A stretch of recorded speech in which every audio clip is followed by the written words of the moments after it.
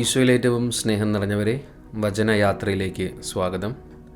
ഇന്ന് നമ്മൾ വായിക്കുകയും വിചിന്തനം ചെയ്യുകയും ചെയ്യുന്ന വചനഭാഗം ലൂക്കായുടെ സുവിശേഷം 9-ാം അധ്യായം 1 മുതൽ 6 വരെയുള്ള വാക്യങ്ങൾ. ഇന്നത്തെ സുവിശേഷത്തിൽ നാം വായിച്ചു കേൾക്കുന്നത് ഈശോ തൻ്റെ 12 ശിഷ്യന്മാരെ അവരുടെ ദൗത്യത്തിനായിട്ട് നിയോഗിക്കുകയാണ്. പ്രധാനമായിട്ടും പിശാചുക്കളുടെ മേൽ അവർക്ക് അധികാരം നൽകുന്നു, രോഗങ്ങൾ സുഖപ്പെടുത്തുവാനുള്ള വരം നൽകുന്നു, ദൈവരാജ്യം പ്രസംഗിക്കുവാനായിട്ടുള്ള അനുഗ്രഹം നൽകുന്നു. ഈശോ ഈ ദൗത്യങ്ങൾ കൊടുക്കുന്നതോടൊപ്പം ചില പരിമിതികളുണ്ട് എന്നുകൂടി അറിയിക്കുകയാണ്. യാത്രയ്ക്ക് വടിയോ സഞ്ചിയോ അപ്പമോ പണമോ ഒന്നും എടുക്കരുത്. 2 ഉടുപ്പുണ്ടാകാൻ പാടില്ല. ഏത് വീട്ടിൽ പ്രവേശിക്കുന്നുവോ അവിടെ താമസിക്കുക. നിങ്ങളെ സ്വീകരിക്കാത്തവരുണ്ടെങ്കിൽ ആ പട്ടണത്തിൽ നിന്നിറങ്ങുമ്പോൾ കാലിലെ പൊടി തട്ടിക്കളയുക. അങ്ങനെ കുറേയധികം പരിമിതികൾ കൂടെ കർത്താവ് ഇവർക്ക് നൽകുന്നുണ്ട്. അതിനർത്ഥം ഈ ഒരു ശുശ്രൂഷ അത്ര എളുപ്പമുള്ള ശുശ്രൂഷ അല്ല എന്ന് കൂട്ടിച്ചേർക്കുവാൻ വേണ്ടിയാണ് ഈശോ ഇങ്ങനെ പറയുന്നത്. കഴിഞ്ഞ ആഴ്ച KRLCBCയുടെ ഫാമിലി കമ്മീഷൻ്റെ നേതൃത്വത്തിൽ കേൾവി സംസാര പരിമിതിയുടെ സംസ്ഥാനതല കൂടിവരവിൽ പങ്കെടുക്കുവാനായിട്ട് സാധിച്ചു. ഒരു അത്ഭുത ലോകത്തിൽ പോയതുപോലെ എനിക്ക് തോന്നി. അവരുടേതായ രീതിയിൽ അവർ ആശയങ്ങൾ പങ്കുവയ്ക്കുന്നു. കേൾക്കാനും സംസാരിക്കാനും കഴിവില്ലാത്ത കുറേയധികം ആൾക്കാർ ഒരുമിച്ച് വന്ന് അവരവരുടെ സൗഹൃദവും സന്തോഷവും പങ്കുവയ്ക്കുന്നത് കാണുമ്പോൾ യഥാർത്ഥത്തിൽ ഇവരെക്കാൾ കൂടുതൽ പരിമിതി നമുക്കില്ലേ എന്നൊരു ചോദ്യം വരികയാണ്. നാം പലപ്പോഴും ചിന്തിക്കുന്ന നമ്മുടെ പരിമിതികളെക്കുറിച്ചാണല്ലോ, കുറവുകളെക്കുറിച്ചാണ്. നമ്മുടെ ലോകത്തിലും ഇങ്ങനെയും കുറേ ആൾക്കാർ ജീവിക്കുന്നുണ്ടെന്ന് നമ്മൾ മനസ്സിലാക്കണം. നമ്മൾ അവരെ വേർതിരിച്ച് കാണേണ്ട ആവശ്യമില്ല. കാരണം നമുക്കും നിരവധി പരിമിതികളുണ്ട്.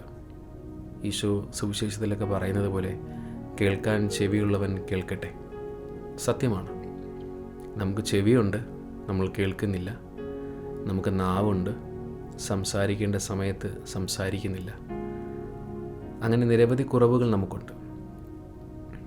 ഞാൻ മനസ്സിലാക്കിയത് പരിമിതി എന്ന് പറയുന്നത് ഒരു കുറവല്ല, അതൊരു അനുഗ്രഹമാണ്, ശക്തിയാണ്.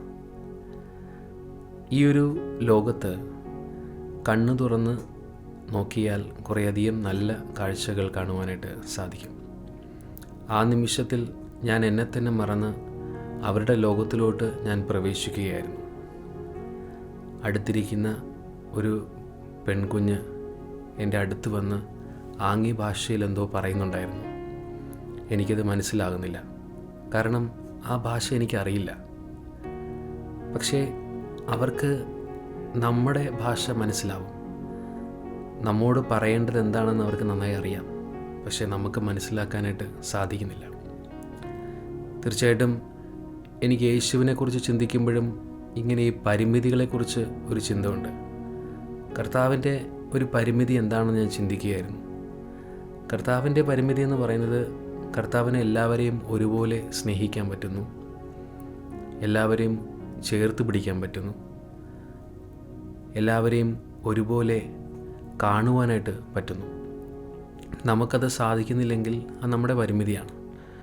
ഇവിടെ ഞാൻ പറഞ്ഞ ക്രിസ്തുവിൻ്റെ പരിമിതിയും നമ്മുടെ ഓരോരുത്തരുടെയും പരിമിതികളും രണ്ടും വ്യത്യാസമുണ്ട്. നാം ക്രിസ്തുവിനെ നോക്കിക്കാണുമ്പോൾ നമുക്ക് ഉണ്ടാകുന്ന ഒരു ചിന്തയാണത്. കാരണം അവൻ എല്ലാവരെയും ഒരുപോലെയൊക്കെ സ്നേഹിക്കാൻ സാധിക്കുന്നുണ്ട്, നമുക്ക് പറ്റുന്നില്ല. അങ്ങനെ ചിന്തിക്കുമ്പോൾ അത് നമ്മുടെ പരിമിതിയാണ്. ഈശോ ഓരോ തവണ നമ്മളോട് പറയുന്ന കാര്യങ്ങൾ അത് മനസ്സിലാക്കി ജീവിതത്തിൽ ഉപയോഗപ്പെടുത്തുവാനുള്ള ആഗ്രഹം നമുക്കുണ്ടാകണം. അങ്ങനെയാകുമ്പോൾ ക്രിസ്തുവിനെ കൂടുതൽ സ്നേഹിക്കുവാനുള്ള ഒരാഗ്രഹം നമ്മുടെ മനസ്സിലുണ്ടാവും. കേൾവി സംസാര പരിമിതികളുടെ ഒരു ലോകത്തോട്ട് ഞാൻ പ്രവേശിച്ചപ്പോൾ എനിക്കുണ്ടായിരുന്ന ഒരു അത്ഭുതം അത് വളരെ വലുതാണ്.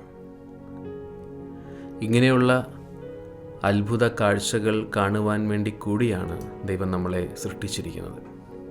ഏറ്റവും മനോഹരമായ അത്ഭുതം എന്താണെന്ന് നമ്മൾ ചോദിച്ചാൽ, പ്രഭാതത്തിൽ ദൈവത്തോടൊപ്പം ആയിരിക്കുവാൻ കിട്ടുന്ന ഈ ഭാഗ്യം. ആ സമയത്ത് നമ്മൾ ഒരുപക്ഷെ ചിന്തിക്കുന്നത് നമ്മുടെ പരിമിതികളെക്കുറിച്ചായിരിക്കാം. എന്നാൽ അതിലേറെ അനുഗ്രഹങ്ങൾ ദൈവം നമുക്ക് നൽകുന്നുണ്ട് എന്ന് നമുക്ക് മനസ്സിലാക്കാം. ദൈവസന്നിധിയിലായിരിക്കുമ്പോൾ കണ്ണു തുറന്നവനെ കാണുവാനും അവൻ്റെ വചനം ശ്രവിക്കുവാനും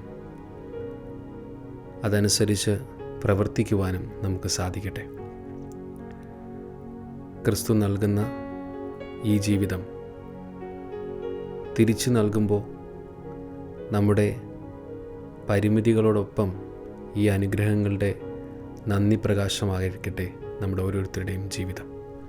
ദൈവം നമ്മളെല്ലാവരെയും സമൃദ്ധമായി അനുഗ്രഹിക്കട്ടെ.